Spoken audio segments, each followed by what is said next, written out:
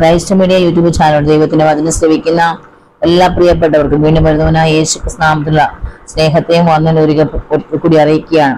ഇന്നത്തെ ചിന്തയ്ക്ക് ആധാരമായി എടുത്തിരിക്കുന്ന വേദഭാഗം സദൃശ്യവാക്യങ്ങൾ 3-ാം അധ്യായം 6-ാം വാക്യം പറയുന്നു, ഇനി എല്ലാ വഴികളിലും അവനെ നനച്ചുകൊള്ളും, അവൻ നിന്റെ പാതകളെ നേരെയാക്കും.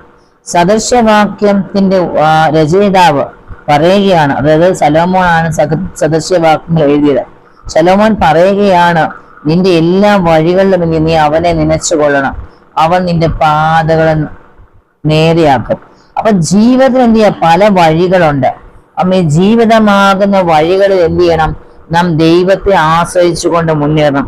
ഇവിടെ സദൃശ്യവാക്യം പറയുകയാണ്, അമ്മ നിന്റെ എല്ലാ വഴികളിലും എന്ത് നീ അവനെ നനച്ചു. അപ്പൊ ഒരു ആഹ്വാനമാണ്, നമ്മുടെ വഴികളിലെല്ലാം എന്ത് ചെയ്യുക, ദൈവത്തെ ഹല്ലേലൂയ നനച്ചു കൊള്ളുക, ദൈവത്തെ ആശ്രയിക്കുക, ദൈവത്തിന്റെ സ്നേഹം കീഴ്പ്പെടുക എന്ന ആമീൻ ഹല്ലേലൂയ ഒരു ആഹ്വാനമാണ് നമുക്ക് കാണുവാൻ കഴിയുന്നത്. നിങ്ങൾ ദൈവത്തിൽ ആശ്രയിക്കുന്നവരാണോ? ദൈവ പദ്ധതി പ്രകാരം നിങ്ങൾ ജീവിക്കുന്നവരാണോ? ദൈവത്തിന്റെ ഇഷ്ടം നിങ്ങൾ ആഗ്രഹിക്കുന്നവരാണോ? അത് നിങ്ങളുടെ ജീവിതത്തിൽ വരാനാണോ നിങ്ങൾ ആഗ്രഹിക്കുന്നതെങ്കിൽ അത് ഇവിടെ പറയുകയാണ്, നിന്റെ പാതകൾ അവൻ നേരെയാക്കി തരും.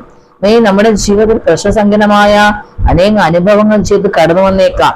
അവ കുനിഞ്ഞു പോകുന്ന അനുഭവങ്ങൾ, നാം തളർന്നു പോകുന്ന അനുഭവങ്ങൾ, ജീവിതത്തിലെ ക്ലേശകരമായ അനുഭവങ്ങളൊക്കെ നാം കടന്നു പോയേണ്ടി വന്നേക്കാം. എന്നാൽ ആ സാഹചര്യങ്ങളൊക്കെ നാം എന്ത് ചെയ്യുക, ദൈവത്തിനൊപ്പം കൂട്ടുവാൻ, ദൈവത്തിന്റെ സന്നിധി സമർപ്പിച്ചുകൊണ്ട് നമ്മുടെ ചുവടുകളെ മുന്നോട്ട് വെക്കുവാൻ നാം തയ്യാറാക്കുമ്പോൾ ദൈവം നമ്മുടെ പാതകളെ നേരെയാക്കി തരും.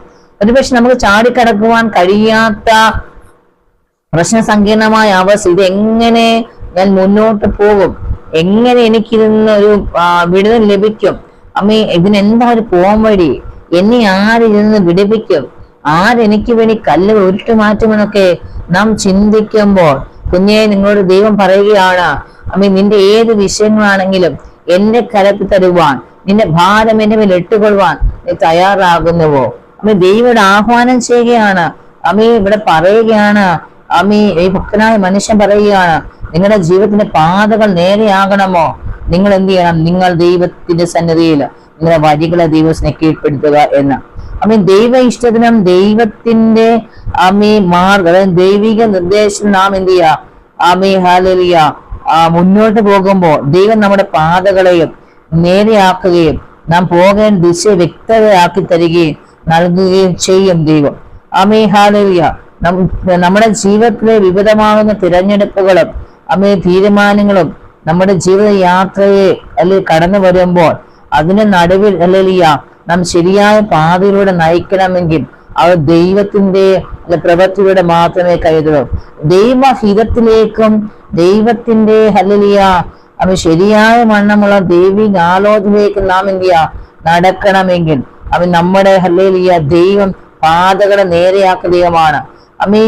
ഇപ്പൊ പലപ്പോഴും നമ്മള് ചില വിഷയങ്ങൾ നമ്മുടെ മുമ്പിൽ വരുമ്പോ നമ്മൾ തന്നെ ചിന്തിക്കാറ്, ദൈവഹിതമാണോ ഇത് ദൈവം കൊണ്ടുവന്നതാണോ ഇതൊക്കെ നാം ചിന്തിക്കുമ്പോൾ ഇവിടെ കർത്താവിന്റെ വചനം പറയുകയാണ്, ആ വിഷയങ്ങളൊക്കെ നീ എന്റെ കരുത്തിൽ തരുവാൻ തയ്യാറാകുന്നെങ്കിൽ നിന്റെ പാത ഞാൻ എന്ത് ചെയ്യാ, നേരെയാക്കും.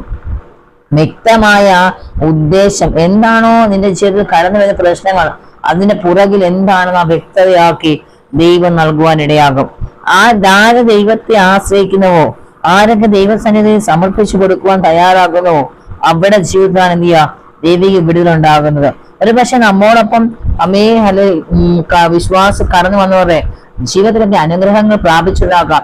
എന്തുകൊണ്ട് നാം ചോദിച്ചപ്പോ, അതെ ഞാനും വിശ്വാസം ഇങ്ങനെയല്ലേ വന്നത്, എന്നിട്ട് എന്റെ ജീവിതത്തെ മാത്രം എന്താ ഇങ്ങനെ, അവരെന്താ വളരെന്ന് ചോദിക്കുമ്പോൾ ഒരുപക്ഷെ കുഞ്ഞെ പറയുവാനുള്ളത്, അവരവരുടെ ജീവിതത്തിന്റെ സാഹചര്യങ്ങളെയും വഴികളെയും ദൈവത്തിന്റെ സന്നിധിയിൽ എന്ത് ചെയ്യാം, സമർപ്പിച്ചു കൊടുത്തിട്ടുണ്ടാവും. നമ്മുടെ ഒപ്പം വന്നവർ ഹല്ലേലൂയ വിശ്വാസം കടന്നു വന്നവർക്ക് അല്ലെങ്കിൽ അവർ ഉയർച്ച പ്രാപിക്കുമ്പോൾ നാം കുറഞ്ഞു പോകുന്നെങ്കിൽ അതിനൊരു കാരണമേ ഉള്ളൂ, നിന്റെ പ്രവൃത്തികളെ ദൈവത്തിന്റെ സന്നിധിയിൽ സമർപ്പിച്ചു കൊടുക്കുക. നാം പലപ്പോഴും പറയും ദൈവത്തിന് ഇഷ്ടമാണ് എന്റെ ജീവിതം നടക്കുന്നത്. എന്നാൽ വ്യക്തിപരമായി നാം ഒന്ന് ആലോചിച്ച് നോക്കിയേ, ദൈവ ഇഷ്ടമാണോ നിങ്ങളുടെ ജീവിതം നടക്കുന്നത്? ദൈവഹിതമാണോ നിങ്ങളുടെ ജീവിതം നടക്കുന്നത്? പെട്ടെന്നുള്ള തീരുമാനങ്ങൾ ദൈവസന്നിധിയിൽ 1-2 വട്ടം ആലോചിക്കാതെ നാം എടുത്തു ചാടി ചെയ്യുന്ന ചില പ്രവൃത്തികൾ നമ്മുടെ ജീവിതത്തിൽ വിനയായി വന്നിട്ടില്ലേ? എന്നാ പ്രിയരെ ഇന്ന് പറയുകയാണ്, കർത്താവ് പറയുകയാണ്, നിങ്ങളുടെ ജീവിതത്തിൽ വിന വരുവാനല്ല ദൈവം ആഗ്രഹിക്കുന്നത്. അമ്മേ ഹല്ലേലൂയ. നിങ്ങളുടെ ജീവിതത്തിൽ കഷ്ടത വരുവാനല്ല ദൈവം ആഗ്രഹിക്കുന്നത്, പകരം എന്ത് ചെയ്യാം, നാം സന്തോഷത്തോടെ സമാധാനം പോകണമെങ്കിൽ അമ്മേ ദൈവത്തിന്റെ സന്നിധി നമ്മുടെ പ്രവൃത്തികളെ സമർപ്പിക്കണം. എന്നാലേ നമ്മുടെ ആ വിഷയങ്ങൾക്ക് മറുപടി ഉണ്ടാവും. ദൈവം നമുക്ക് ഹല്ലേലൂയ ആലോചന പറഞ്ഞ ദൈവമാണ്. ആ ദൈവത്തിന്റെ ആലോചനയ്ക്ക് ഒപ്പം നാം എന്ത് ചെയ്യാം, സഞ്ചരിക്കുമ്പോൾ നമ്മുടെ പാതകളെ, നമ്മുടെ വഴികളെ ദൈവം നേരെയാക്കി തരും. നമ്മുടെ ഇഷ്ടത്തിന് പോകാനല്ല കർത്താവ് ആഗ്രഹിക്കുന്നത്.